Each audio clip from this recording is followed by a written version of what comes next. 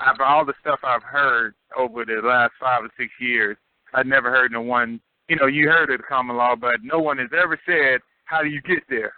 They always just talk about it, mention it. Right, because what they do is English common law, and I just do the basic common law, like, see, LORE is common law, and not LAW. That's the legal society's way of spelling the word law. How do you spell it? How did you spell law in the common way? LORE. If you Google LORE, it'll just say the traditions, practices, and customs of a people. Oh, common law. Okay, common. Okay. Right, it's not common law. It's all folklore. Right. Okay, I got you. A lot of people call it folklore. But it's right. It's what everybody knows. Everybody knows you can't steal. I don't care. Everybody knows. Everybody knows you can't cheat. Everybody knows. Everybody knows these very simple, basic concepts. I don't care where in the universe you go. Everybody understands this. I don't care where in Vulcan. You take away a Vulcan kid, they're going to go nuts. Right. Well, it's in the best interest of the kid. They're going to kill you. You don't take something away that belongs to somebody else. You just don't do it. But they're going to take a piece of paper and convince you that they can do it. It's like, I don't care. How would you like some Vulcan comes here and grabs your kid and walks off with it? It's like, well, we're doing it in the best interest of your child. Here's a piece of paper. We're gone. You're like, get up. Right. Dude, you better take your hands off my kid before I kill you. Right. We're the great Vulcans, and we're better than you. Look at us. We're green, and we're better than you. We're so much smarter. We're doing what's in the best interest of your kid. It's like, yeah, right. You drop your green hands off my kid, man. I don't care what color you are. I don't care what your piece of paper says. You touch what belongs to me, you have a bad day. It's that simple. Right. And the legal society makes it seem that it's okay for them to do it. I guess because they're not green, I guess they think they can get away with it. Right, exactly. But to me, it's still mine. You better take your hands off it, and I mean now. And I told people, I'm just trying to get people back into that mindset. That's mine, and take your damn hands off it. It's that simple. That's simple. You're right.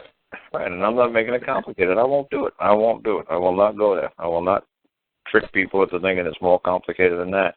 And I'm telling you, in 5 years from now, 10 years from now, when this takes off on YouTube and people start learning it, they're going to say, Karl Lentz who? Oh, they're going to say, what? Somebody had to explain to you to say that's mine, take your hands off it, that's mine, give it back? What do you mean? Somebody had to teach your daddy how to say that? Oh, come on now. Oh, yeah, there's this real smart guy named Karl Lentz, and he taught us, they're going to say, oh, Dad, please. I'm 3 years old, and I knew how to do that. I'm not going to be, it's funny, what I'm passing on, if it catches on, people are not even going to remember who is because it comes so naturally and it comes so simply to everything on planet Earth. They're going to say, there's no way some guy had to explain this to you. You see what I'm saying? Right. Exactly. A caveman would understand. It was funny. I wish some guy called me up again, man. Some black guy called me up, and he went back to his motherland or homeland, whatever they call it over there in Africa. And he said he went to the village where he came from. He said they had no books or no radio, no electricity. He just wanted to go visit his people. And he said, when I walked into that tribe and I walked into that village and I started talking to him, to a translator, he said, man, it looked like I was walking into a tribe of Karl Lentzes. He said, everybody sounded just like you. I said, wow. I said, that's right. I said, because I'm teaching you stuff like my dad. He couldn't read or write. He didn't learn nothing from no book. He just learned things from his dad, that's my dad taught me. He said, I don't know why I'm doing what I'm doing to you. He says, but this is what my daddy did, and he said his daddy did it, and I'm sure his daddy's daddy did it. He says, I don't know why I'm doing what I'm doing and why I'm teaching what I'm teaching it, but he said, all I know is this is my job and this is what I got to do. Nothing personal, kid. But he's like, I got to beat the shit out of you to put the knowledge in you. So it's just one of those things. It's like, yeah, Daddy beat the shit out of me. That's right, because you had to pound knowledge in. The shit had to go somewhere, so it had to come out. Right. Right. So...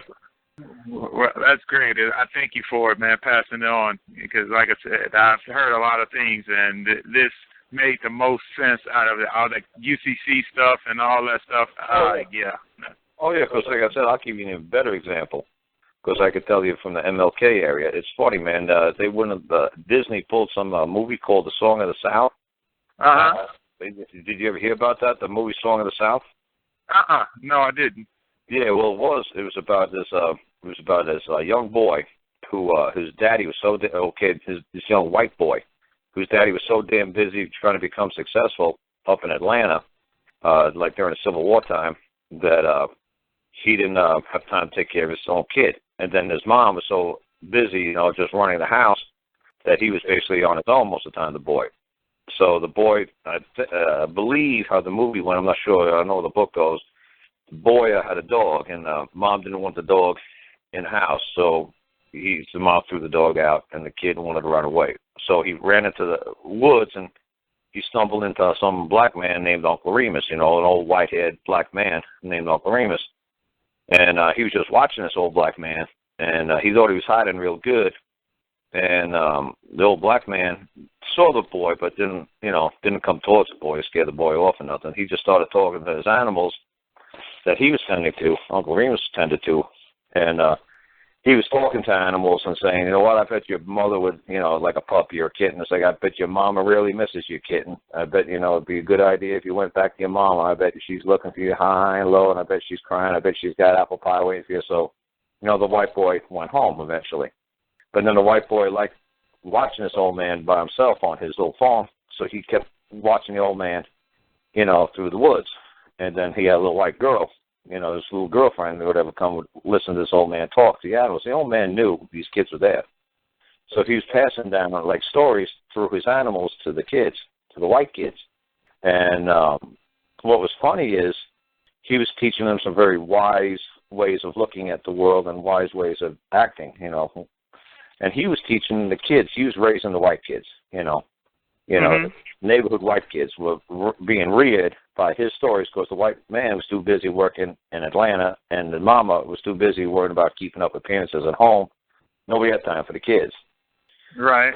So Disney pulled the movies. They had a whole bunch of black folks say, this is racist. I said, racist? I said, this is showing you that white people are too damn busy acquiring stuff and worrying about what the hell their house looks like. And these white kids are actually learning practical skill, knowledge, survival skills from an old black man. Oh, no, we can't have that. Why not? To me, it looked ridiculous. I actually had black folks saying that that's a racist movie. It's like, what? It's like, oh, that makes the black guy look stupid. No, it looks like he looks like the other Kaz. And he's talking in single-syllable words like me. I talk very simple, very plain, and I make it so a 3-year-old can understand me. Now, I could be Uncle Remus of the white world. That's fine. I don't care, because I'm passing down this knowledge in the simple form as possible to have the younger people learn how to survive what they're up against when they walk out into the world. So, like I said, it's amazing. And I had a lot of people, I buy that book and read the book, and they're like, holy cow, there's a newspaper, like a editor or publisher, back in the 1800s who wrote a whole series of these books. And it taught a lot. And all it is the older folks like me teaching the younger folks, basic practical skills.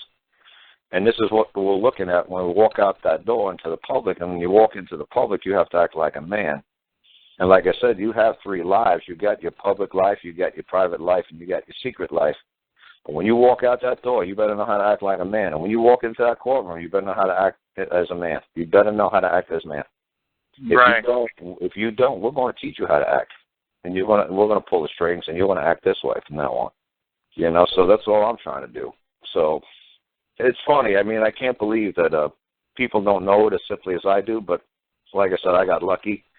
And I had a dad who was like an Uncle Remus who couldn't read or write English. Right. But he just knew what he knew because he knew from what he was taught from older people before him. And that's all I'm doing. I'm just passing this stuff on. And I can't believe how popular it's getting. I thought everybody knew this stuff. When I hear people tell me they don't know this stuff, I go, you got to be kidding me. How don't you know this? I've known this since I was a little kid. Maybe I don't know all the ins and outs of how to write a certain piece of paper in court. That I learned. But how to talk and act like a man, and, you think you're my daddy? I don't care what uniform you got. I don't care what that piece of paper, like my dad would say, if somebody tried to throw a piece of paper in front of his face, he'd say, he couldn't read or write, but he didn't let them know that. I'd say, I don't care what that says. Why, did you write that? No, I didn't write it. No, what the hell do I care what it says? You know what it says? Yeah, well, that's goody for you. I don't know what it says. You didn't write it. I didn't write it. You didn't write it. Why don't you get the man down here who wrote it? Tell me that, somehow I'm bound to that piece of paper. Show me. It's like, well, I'm just the guy's messenger. I'm just a cop. I'm just the messenger. I don't give a damn. You bring that man down here says I've done something wrong, then we'll talk. Well, the commissioner says, or the county says, yeah, well, I never met that man. I said, you tell that man, come on down here and you tell him I've done something wrong, and then we'll talk. So that's all I'm doing, teaching you guys. That's basic, simple stuff. I made a whole bunch of videos of last weekend. So I'll try to send you some sort of a link when you send me that way, because I'm trying to make my stuff simpler and simpler. And like I said, even the man in England, when he was on my show, he told me, he said he was starting to talk in court and move to court and act in court, and he said the judge stopped him right in the middle of the sentence, and the judge said, sir, I think you're trying to evoke the common law, like conjure it up, like call it up. I think you're trying to rely on the law. And he said, like, yes, Your Honor. And he said, well, let me give you one big hint. Keep it to one-syllable words. Make it simple, like me, Buzz, and you, Jane, steal, bone, give back, bone. Just keep it simple, son. Because if you try to talk like a lawyer, you're going to lose control. You're going to go over into the legal land, and you're going to get into a whole bunch of trouble that you can't only imagine. But the judge just said to him, keep it simple, the judge said to him, literally, on the show, the judge said, I see what you're doing. You're trying to evoke common law. Let me give you a hint. Keep it to one-syllable words. And that's what I tell people. Keep it simple, keep it plain. Okay, gotcha. Yep. No A+ star from the English teacher. She sees when that lawsuit, she's going to give you an F. She's going to say there's no consistency here. There's no periods. There's no flow. There's no creative words. There's no adjectives. This is boring. This is a third grader can write this. It's like, yep. And everybody can understand it. That's right. It's like, well, there's no, creativity here. Good. It's just black and white. That's mine. Give it back. Yes, sir. All right, Malcolm. All right. Okay. All right, Carl. I'll email you today, and you can let me know what you think. All right. Good enough, man. Thank you so much for calling me back. I appreciate it. God bless. All right. All right. Peace. Hey, who's this? This is Dr. Costick in Texas. I was just listening to y'all. I've been listening to you probably for about 2 or 3 years. That thing you just said, when some agent comes up and wants you to hand you a piece of paper and say, well, are you the one making the claim? Well, no, I'm just serving this piece of paper. No. You said if someone's done me wrong, if I've done someone wrong or owe them something, you send them here. That's the biblical concept of That's right. If someone's done something wrong, if some man comes and says you've done me wrong, well, tell me what it was, because I don't remember. Right. I wish to act. It's real simple, right? You explain it so simple, and I've studied the Bible since I was 8 years old. I'm 66 now, and I'm going, wow, that's so simple. All this other legalese crap and accepting papers from people you don't even know or ever even heard of is bullshit. Oh, yeah. I know every single person that works for some sort of collection agency, I always say to them, can you show me your delegation of authority? What? Can you show me where the man who runs the Bank of America actually told you that you could act on his bank's behalf? Yeah. You just show me that piece of paper and we'll go from there. Well, I'm a bill collector from Bank of America. I said, yeah, okay. Well, I'm a bill collector for J.P. Morgan. I'm a bill collector from Wells Fargo. I'm a J.P. collector from Chase Bank. I was like, okay, you got a letter from Jamie Dimon, the president of Chase, and saying that he authorizes you to act on his behalf of him and his bank, that you could collect on a debt. You get that piece of paper? I sure don't see it. I looked all through his case file. I don't see a damn thing that says that you got the right to collect on a debt. Are you trying to steal somebody's money? Are you in here today swearing up and down that I owe a debt? And do you got any proof of that? You going to bring somebody in here and you got a letter from Jamie Dimon himself saying that you could act on his behalf? Well, what's the matter with the man or woman coming up here and talking to me? That's right. Whether they chicken shit or they just got in-house ways or they're scared or what? Well, they know better than to come here because they know it's all based on fraud, and they know I'm going to destroy them in court. They know I'm going to ask them simple questions, and then I'm going to be able to answer them. I want to ask them a simple question. Have you accrued any kind of financial loss, harm, or damage by my actions or inactions? No, sir. Well, then who the hell are you to move open a court, man, when there's no damages? Because no actions could arise without damages, sir. You do know that, right, Sir David James Diamond? Well, yeah, I do know that. So you opened a court, and you know that there's no action because there's no damages, and you did it anyway? Well, no, I didn't say you owed the bank any money. Well, who did? You see what I'm saying? It's just a lot of fun, once people start talking simple and plain again. Yeah, like you said, who or what says I owe them anything? Right. Bring them up here. Bring them to my face, Yeah, that's it. No, that's simple. Real simple. Yeah, no, it's not rocket. I do. Because of the de-education process that we've gone through for decades, people have I got one here close by me that's having a hard time grasping it. He's gone into the legalese shit and just can't get what you're saying. I don't, I think it's some kind of mental disorder. Well, look at my sister. She's a school teacher, and she told me, man, I don't know, it must be about 10 years now. She said they stopped teaching grammar in school. Yeah. She said they stopped teaching, like, how to form sentences, punctuations, semicolon. She said they just stopped. That people, they go, our kids don't need to know grammar. They just, they don't need to know. They just, need to put their name on this form. The form's already filled out for them. They don't need to know how to write a letter. We got that for them. Just put your name on this form, and that's it, Yeah, sign here. Sign here. I mean, they still teach them reading. They still teach them how to read the form. So it's all voluntary still. The judge could say, did you read that form that you signed? Yes, sir. Did you understand everything on that form? Yes, sir. What did that form say? And then he reads it like a parrot. And, he doesn't actually know what it means, but he just reads it like a, trained monkey, a trained parrot, a trained, dog, Pronounce the words. Yeah. It's like, okay, good, you read it, so now it's all voluntary. You signed it? Yeah, sign the form. But they're not going to say, hey, Judge, why do you got a comma in here, or why do you got a semicolon, on this form? What is this form? What is it really reading? Because I don't understand why you put a semicolon there. So, like my sister said, they stopped teaching grammar in school about 10 years ago. So kids don't know, how to even form a sentence. Well, what they did in my day, they separated history, which was bullshit, from English, and they put English in some of the grammar in English in the most boring freaking stories it possibly could be.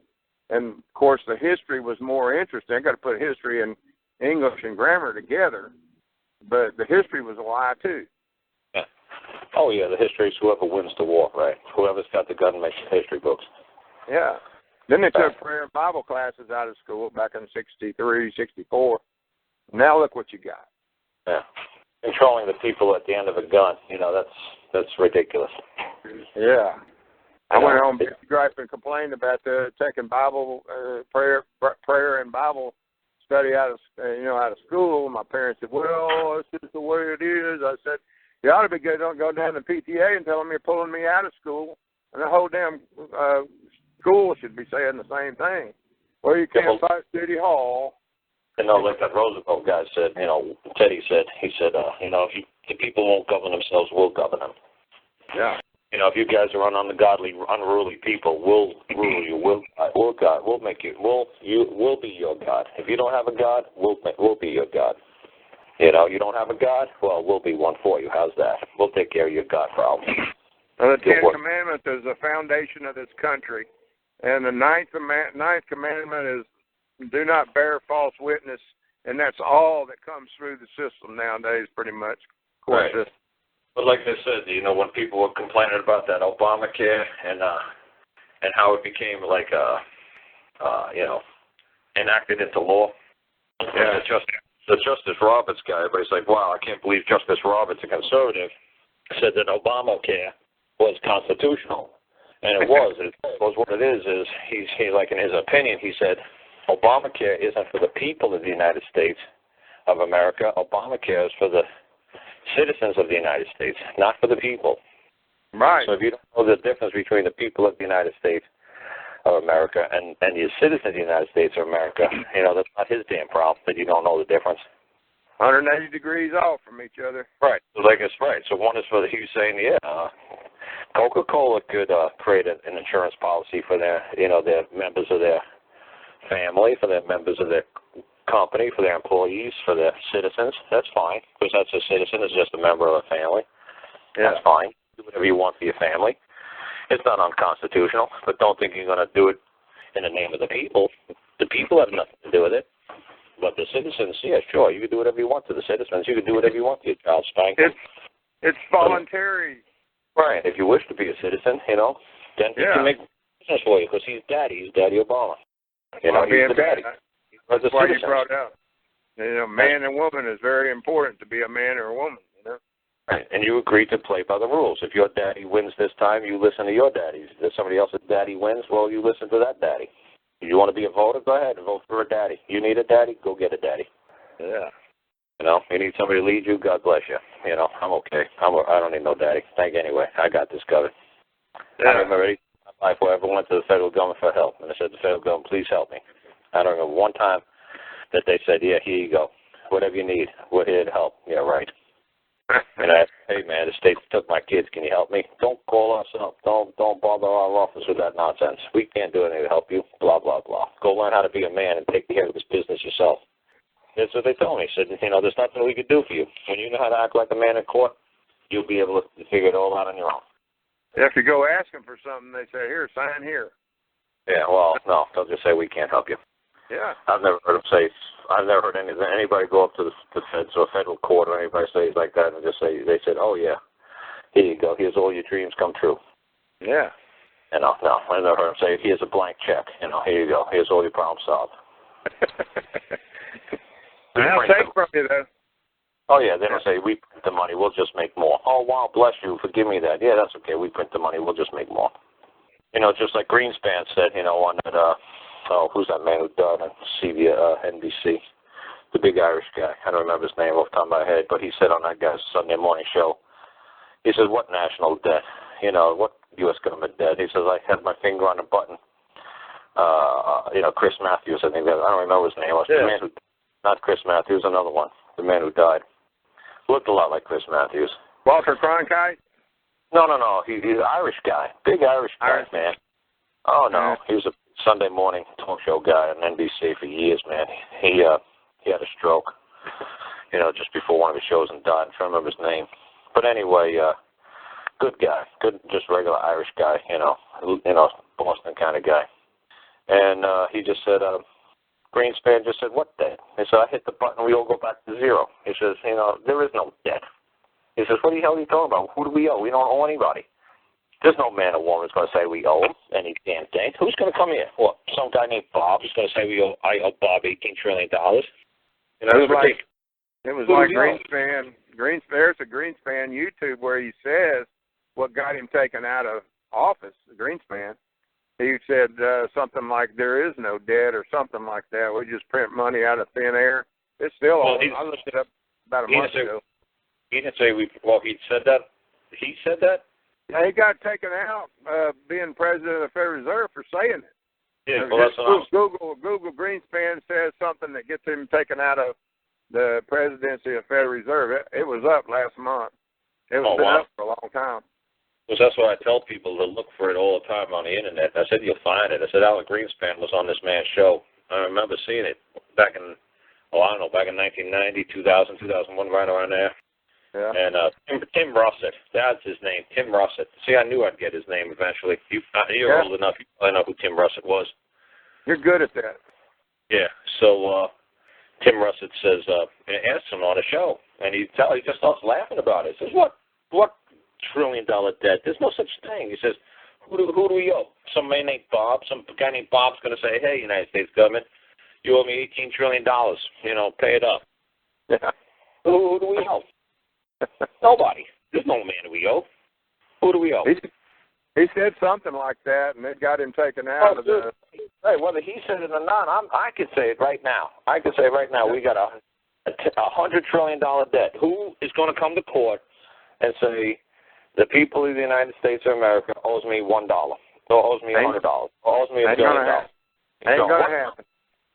No man is ever going to come forth and say, open up a court and say, you know what? The United States of American people, the United States of America owes me $100. Oh, yeah? How's that? Well, see, they're in debt. See, and they borrowed this money from me. That's ridiculous. They can borrow from the United States citizens. They borrow. Did they borrow from who? Not a what? They borrow from who?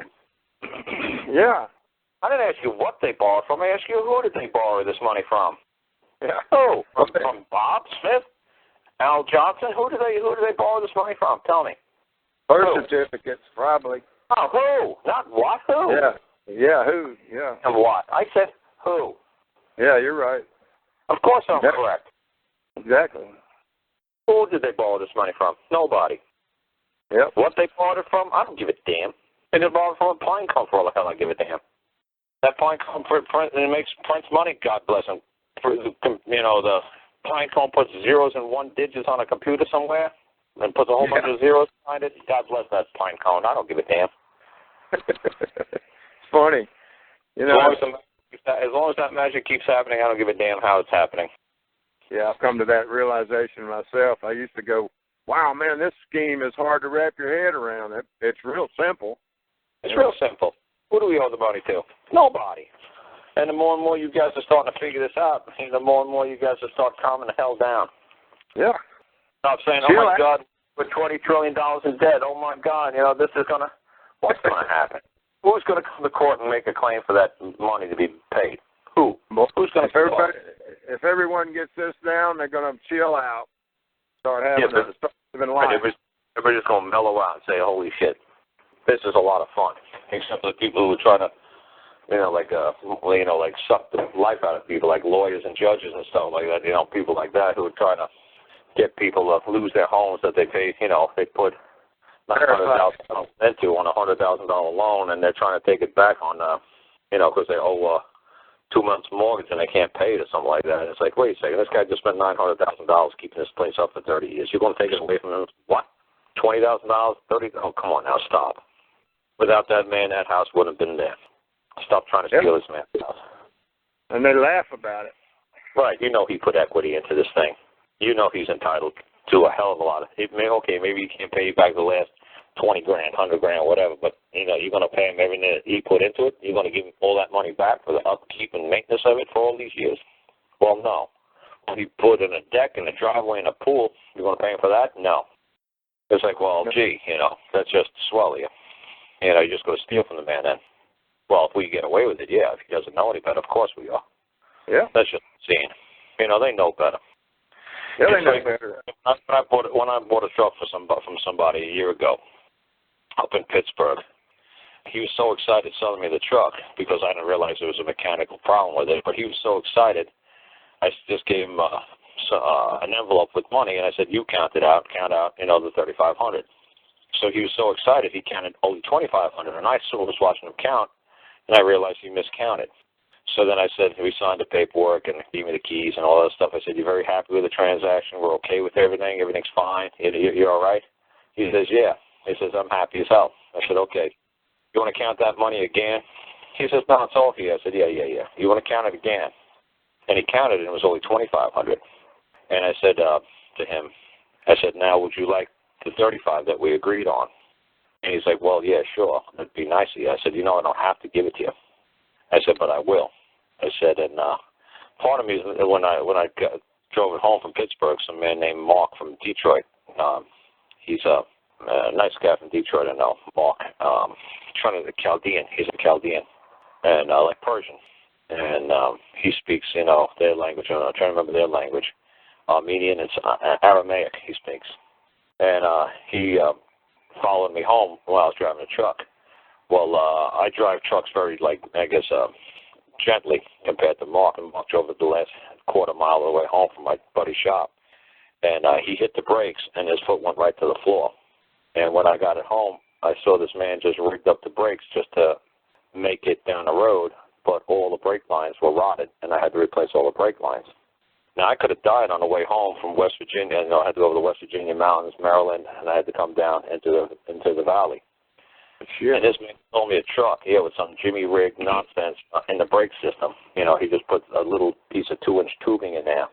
And since it was Pittsburgh, it was all salt rot underneath there. And he knew that the brake lines had to all be replaced. Yet he sold me a truck. Wow. So, I did the right thing, and I paid him the $35. and I could have just left, and just said screw him. But then I'm thinking to myself, maybe if I said screw him and I kept the $1,000 in my pocket, the brakes would have went to the floor on me going down the mountain, and that would have served me right for screwing this guy out of $1,000. Yeah. But now, since I had bad brakes, it didn't cost me too much money to get them replaced because me and my friend know how to do this for a living.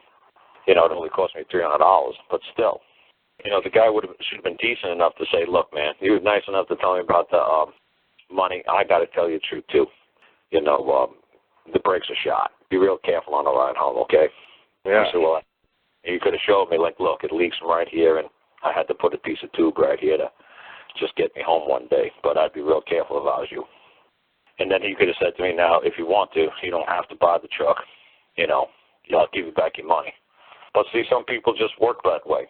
And that's what I try to say about, lawyers and judges like that. They know that you're getting a bad deal.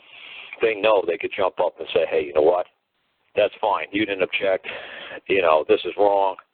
You know what? I'm going to step up and say, look, sir, the bank is going to take your house. You owe $100,000, $60,000, whatever. They're going to take it. Let me tell you what, sir. I'm the judge. Honestly, you must have paid how much money for upkeep and maintenance over the years? $300,000-$400,000 in interest. You made a lot of payments on this home. You kept it up. You paid all the taxes. You're entitled to something. Why didn't you come back and make a claim for equity, or at least sweat equity, for the maintenance of the place? Because if you didn't take care of it for 20 years, it would have turned into a jungle. It would have been ridden by, rats and raccoons and squirrels. It would have been destroyed if you didn't take such good care of it for the last 20 years and keep painting and fixing the roof and washing the windows. It would be a pile of dust by now. So why don't you make a claim for the least sweat equity, sir? I'm not going to let the bank walk off thinking it's funny and laughing while you're crying. You know what? This ain't right. And like I said, because I don't see judges doing that, and they know that's the right thing to do, but they're like, no, you know what, I can't help one side or the other. Oh, bullshit. That's still your fellow man. He's still being harmed. You forget the fact that you're a cop or a soldier or whatever. You're pointing a gun at another man. Have you ever looked on wallbuilders.com? That's a guy that has the foundation of our country written on biblical principles, just like you're talking. You treat your fellow man. They got a book in 1600s. There was, or 1649 or 50, the ethics of the Bible. That's where the Declaration of Independence, the Constitution, all those principles were laid out. And he's got a really good site on that. Right. Well, I'm saying it's nice that people could read it in man's written form of words, through publications. Yeah. But this is how I try to drill it into people's skulls like crazy. My dad couldn't read or write. Yeah. So constitutions and declarations of independence and Bibles meant nothing to him. Nothing. Meant zero. The principles of right and wrong was in his mind. Was in his heart. Yeah. A dog knows when he's doing wrong. A dog knows when he's doing right. A dog knows when they're stealing from another dog. A dog knows the consequences of that theft, that other dog is going to try to tear its throat out. Everything knows the chances of right or wrong. Everything has some sort of a consciousness like that I'm not an understanding, that you can't steal that which is not yours. And for some reason, people are being led to believe that if we put it on a piece of paper, it makes it okay to steal. So they try to reason it, they try to, defy nature, defy the laws of nature. Well, and what they do, like I think you've said before, someone has said, that the way they sleep at night is he did it to himself because he didn't know the law. Well, like I say to you, it's like, there has to be good and evil in this world. There has to be a balancing act. The people who believe what they believe, they don't believe they're evil. They believe what they're doing is okay.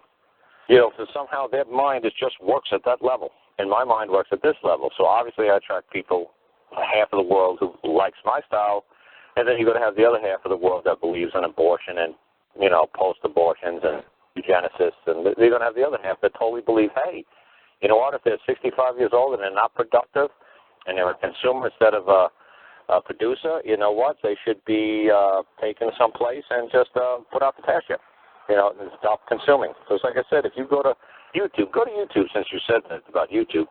Go to George Bernard Shaw. He had a really long white beard back then. and he wrote Pygmalion, My Fair Lady, that guy. And that My Fair Lady was taking like a piece of crap woman, got a snipe in the street and making a lady out of her. That kind of guy, eugenicist, somebody who thinks he can manipulate, people. And watch what he says. Watch what he says back in like 28. He says on a film, he says, it's a little short clip. He says he believes that every man or woman, in every county should have to go to a county board once every 2 years. And before the county board, they're going to explain to the county board how they produced for the county, how they produced for their community, for the society that they live in. If they've been found to be consumers other than producers instead of being producers and they're consumers, they are to be removed from society and to be placed, in a facility where they can produce instead of being consumers. They have to show why they should still be allowed to exist in society. So it's nowadays, well, watch it. It's on YouTube. George R. Shaw, talking about being a producer, a consumer, and then it's funny that he sees somebody like George Bush Jr. saying, go out and consume, do your patriotic duty, go out and consume. It's like, no, you're supposed to produce. We're supposed to be producers, not consumers. But you see how they got us totally believing in the opposite, that to be a consumer is the right thing to be and not to be a producer. If we're going to produce, they're going to tax us, they're going to slow us down, going to put regulations and controls on us. They're going to keep us doing everything that we can from being productive members of society to being consumers. That's the new golden rule. Because that way they have no problem getting rid of us. It's like, do you produce anything? No. What good are you? You just consume, don't you? Yes. Well, then what good are you? You're no good for nobody. Get rid of them.